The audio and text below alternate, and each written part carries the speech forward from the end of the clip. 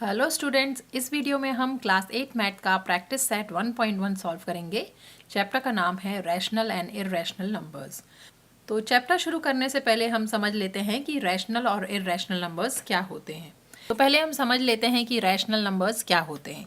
तो हमने इससे पहले पढ़ा हुआ है नेचुरल नंबर्स। नेचुरल नंबर्स सारे काउंटिंग नंबर्स को कहते हैं। जैसे हम काउंटिंग 1 से स्टार्ट करते हैं तो 1 2 3 4 एंड सो ऑन, सारे नंबर्स नेचुरल नंबर्स कहलाएंगे। इसके बाद नेक्स्ट टर्म आती है होल नंबर्स।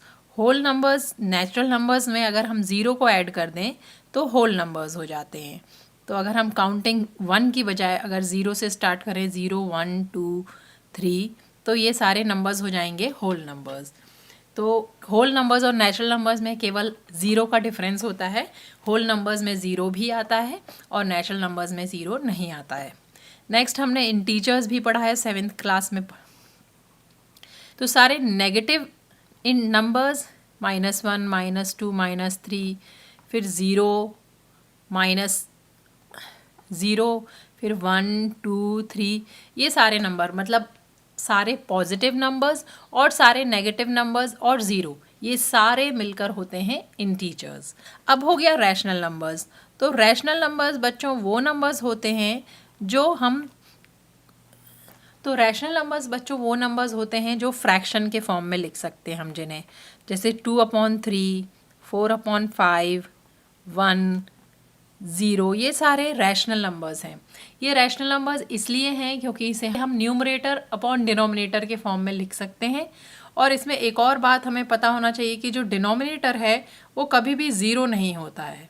अगर ज़ीरो डिनोमिनेटर हो जाएगा तो रैशनल नंबर नहीं रहेगा, क्योंकि ज़ीरो डिनोमिनेटर से नंबर इनफाइनाइट हो जाता है या अनडिफाइंड हो जाता है। तो रैशनल नंबर्स के लिए कोई भी नंबर जो फ्रैक्शन के फॉर्म में हम जिसे लिख सकें और जिसका डिनोमिनेटर ज़ीरो नहीं हो, वो सारे नंबर्स रैशनल नंबर्स कहलाते हैं।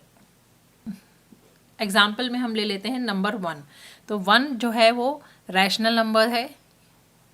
मैं रैशनल नंबर्स को RN लिख रही हूँ क्योंकि 1 को हम 1/1 लिख सकते हैं। इसके अलावा -1 भी रैशनल नंबर होगा क्योंकि -1 को भी हम -1/1 लिख सकते हैं। तो 1 एक रैशनल नंबर हो गया। नेक्स्ट हम ले लेते हैं 0.3। अब 0.3 एक डेसिमल नंबर है। डेसिमल नंबर्स भी रैशनल नंबर्स होते हैं क्योंकि 0.3 को हम फ्रैक्शन के फॉर्म में लिख सकते हैं। 0.3 को हम 0.3/1 लिख सकते हैं, या फिर इसको हम लिख सकते हैं 3/10 या 30/100। तो 0.3 को हम फ्रैक्शन के फॉर्म में लिख पा रहे हैं, इसलिए ये एक रैशनल नंबर है। ऐसे ही अगर नेगेटिव 0.3 होगा तो वो भी एक रैशनल नंबर होगा क्योंकि उसे भी हम फ्रैक्शन के फॉर्म में लिख पाएंगे। नेक्स्ट हम ले लेते हैं 0। अब 0 एक रैशनल नंबर है क्योंकि 0 को हम फ्रैक्शन के फॉर्म में लिख सकते हैं। 0/1 अगर हमने किया तो ये 0 ही होगा। ऐसे ही 0/25 भी 0 होगा। तो हम 0 को फ्रैक्शन के फॉर्म में लिख सकते हैं, इसलिए ये एक रैशनल नंबर है। और इसके अलावा सारे ही फ्रैक्शंस जैसे 7/2, -3/4, जो भी नेगेटिव और पॉजिटिव फ्रैक्शन है वो सारे रैशनल नंबर्स होंगे। नेक्स्ट एक और एग्जांपल ले लेते हैं जो है एक रिपीटेड डेसिमल का। तो 0.18 ये एक रैशनल नंबर होएगा। 18 के ऊपर बार लगा हुआ है, मतलब इसको हम 0.18 ये रिपीटेड डेसिमल है, 18 आता जाएगा इसमें। तो इसको हम फ्रैक्शन के फॉर्म में लिख सकते हैं 0.18/99। तो ये एक रैशनल नंबर है, मतलब रिपीटेड डेसिमल्स जो होते हैं वो रैशनल नंबर्स होते हैं। इसका एक और एग्जांपल हम देख लेते हैं 0.3, उसके ऊपर बार लगा देते हैं क्योंकि ये रिपीटेड है।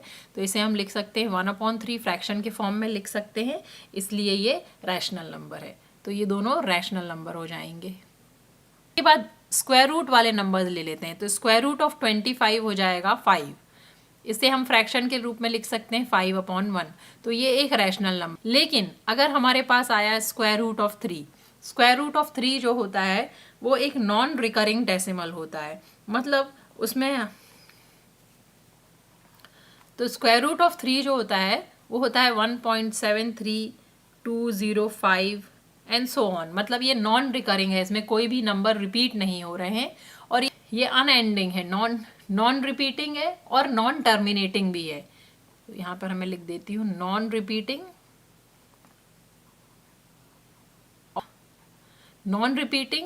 और नॉन टर्मिनेटिंग। नॉन टर्मिनेटिंग मतलब खत्म नहीं होता है। तो ऐसे नंबर्स जो होते हैं, या हम बोल सकते हैं मोस्टली स्क्वायर रूट वाले नंबर, और एक होता है पाई होता है 22/7, और ये भी एक non repeating non recurring decimal है। इसमें कोई भी नंबर्स रिपीट नहीं होते हैं और नंबर्स आते जाते हैं, ख़त्म भी नहीं होते हैं। तो ये भी एक नॉन रिपीटिंग और नॉन टर्मिनेटिंग डेसिमल है, नंबर है। तो ये सारे इर्रेशनल नंबर हो जाएंगे। तो सारे नॉन रिपीटिंग और नॉन टर्मिनेटिंग जो नंबर्स होते हैं वो इर्रेशनल नंबर्स होते हैं। इसके अलावा एक और एग्जांपल हम देख लेते हैं, 3/0। ये भी एक इर्रेशनल नंबर होगा, क्योंकि 3/0 होता है इनफाइनाइट या नॉन डिफाइंड, अनडिफाइंड, तो ये इर्रेशनल नंबर है। तो ये सारे टाइप्स ऑफ नंबर्स जो हैं वो इर्रेशनल नंबर्स होते हैं, जो कि रैशनल नंबर के फॉर्म में हम जिन्हें नहीं लिख सकते हैं, वो सारे नंबर्स इर्रेशनल नंबर्स होते हैं। और बाकी रैशनल नंबर्स के मैंने सारे टाइप्स और एग्जाम्पल्स आपको बता दिए हैं। तो एक बार और हम रिवाइज कर लेते हैं। तो रैशनल नंबर्स वो नंबर्स होते हैं जिन्हें हम फ्रैक्शन के फॉर्म में लिख सकते हैं, जिन्हें हम P/Q के फॉर्म में लिख सकते हैं, जहाँ पर डिनोमिनेटर या Q ज़ीरो नहीं होता है, मतलब डिनोमिनेटर ज़ीरो नहीं होना चाहिए। ये रैशनल नंबर्स हैं। रैशनल नंबर्स में सारे रिपीटिंग डेसिमल्स, सारे टर्मिनेटिंग डेसिमल्स, सारे fractions, integers, negative positive numbers और ज़ीरो सब रैशनल नंबर्स में आ जाते हैं। ये हो गया हमारा रैशनल नंबर। अब होता है इर्रेशनल नंबर। तो वो सारे नंबर्स जिन्हें हम P/Q के फॉर्म में नहीं लिख सकते हैं, जहाँ पे Q = 0 होता है, और जो नॉन टर्मिनेटिंग और नॉन रिपीटिंग डेसिमल्स होते हैं, वो सारे इर्रेशनल नंबर्स होते हैं। एग्जाम्पल है √3, ऐसे ही √2 भी नॉन रिपीटिंग और नॉन टर्मिनेटिंग है, वो भी इर्रेशनल नंबर होगा। इसके बाद है पाई की वैल्यू भी नॉन रिपीटिंग और नॉन टर्मिनेटिंग है, ये भी इर्रेशनल नंबर है, और जिसका भी डिनोमिनेटर 0 है वो इर्रेशनल नंबर है। तो इस वीडियो में हमने रैशनल और इर्रेशनल नंबर समझ लिए हैं। अब हम नेक्स्ट वीडियो में क्लास 8 मैथ का प्रैक्टिस सेट 1.1 सॉल्व करेंगे। आई होप ये वीडियो आपके लिए हेल्पफुल होगा। अगर वीडियो पसंद आया है तो प्लीज़ इसे लाइक करें, शेयर करें और चैनल को सब्सक्राइब करें।